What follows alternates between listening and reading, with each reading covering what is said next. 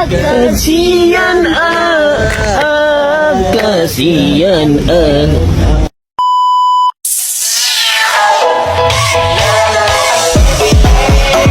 Assalamualaikum warahmatullahi wabarakatuh. Kami kelompok 1 akan mempresentasikan metode pengujian prototipe produk.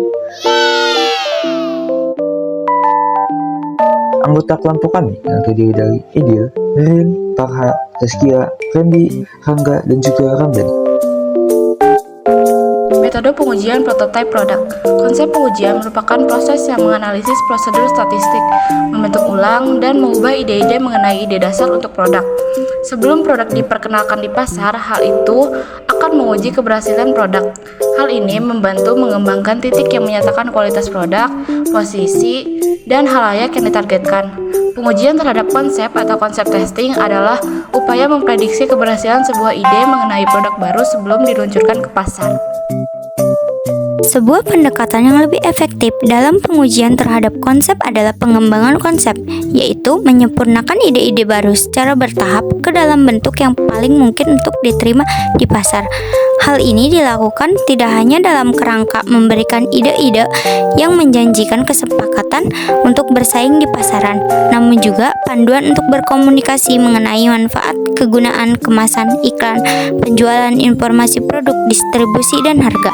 Secara umum, terdapat dua metode dalam melakukan pengujian sebuah produk, yaitu yang pertama, meminta konsumen menggunakan sebuah produk selama jangka waktu tertentu, kemudian meminta mereka menjawab pertanyaan terkait deskripsi produk serta kepuasan mereka. Yang kedua, melaksanakan blind test, yaitu dengan cara konsumen membandingkan sedemikian rupa berbagai macam merek produk dan alternatifnya tanpa mengetahui merek dan prosedurnya. Metode uji pasar lainnya ialah memperkenalkan produk bisnis baru dalam pameran dagang. Produk baru industrial dapat diuji di tempat pajangan distributor atau dealer. Cara lain yang bisa ditempuh ialah uji pemasaran, di mana perusahaan membuat pasokan produk dengan jumlah terbatas dan diserahkan pada wiraniasa untuk dijual di daerah geografis yang terbatas dengan dukungan, katalog, promosi, dan sebagainya. Melalui cara demikian, manajemen akan dapat mempelajari apa saja yang mungkin terjadi dalam pemasaran dengan skala penuh serta memberikan informasi yang lebih lengkap dalam memutuskan komersialisasi produk yang bersangkutan. Berdasarkan kajian terhadap produk sukses, ditemukan 15 kunci kesuksesan pengembangan produk baru, yaitu 1. Produk yang unggul dan unik. 2. Produk yang berorientasi pasar. 3. Produk berorientasi internasional. 4. Melaksanakan tahap pengembangan. 5. Memiliki konsep produk yang jelas, tajam, dan mendahului pesaing. 6. Meluncurkan produk yang terencana dan terlaksana dengan baik. 7. Organisasi proyek pengembangan produk baru yang tepat. 8. Dukungan oleh para pemimpin pusat. 9. Mendayukan kompetensi inti dan kapasitas perusahaan. 10. Memiliki pasar yang menarik, memiliki potensi profitabilitas tinggi. 11. Fokus pada proyek yang unggul. 12. Pelaksanaan proyek dikendalikan dengan baik. 13. Kecukupan sumber daya. 14. Kecepatan pengembangan produk baru. 15. Menggunakan sistem pengembangan proyek baru dengan disiplin. Ada beberapa resiko dalam sebuah pengembangan dan pengujian produk baru. Di antaranya 1. Resiko R&D. Resiko R&D yaitu resiko di mana produk yang sudah dikembangkan ditolak atau tidak disetujui oleh pihak yang berwenang. Biasanya resiko ini banyak dihadapi oleh perusahaan farmasi yang mengembangkan obat-obatan dan perusahaan makanan atau minuman. 2. Resiko pemasaran. Resiko pemasaran yaitu resiko produk tersebut gagal di pasaran. Hal ini terjadi karena kurang adanya pemahaman yang mendalam mengenai pasar yang menjadi sasaran. Langkah-langkah dalam meminimalisasi resiko kegagalan.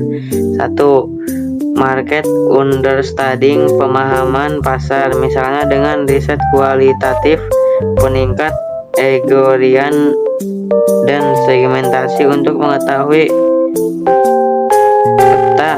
bersaing dalam industri tersebut. Alasan mengapa konsumen membeli produk tertentu, bagaimana mereka menggunakan produk dan kebutuhan mana yang belum terpenuhi. Metode riset. Metode riset yang dilakukan antara lain focus group, discussion, in-depth interview, dan kunjungan langsung yang dapat membantu kita untuk memperoleh informasi ini. Riset kualitatif akan membantu kita dalam A. mengetahui pendapat atau perasaan konsumen mengenai suatu produk, pekerjaan, dan gaya hidup. B. memperoleh insight mengenai konsumen tidak didapatkan sebelumnya. C. memperoleh manfaat dari kreativitas konsumen.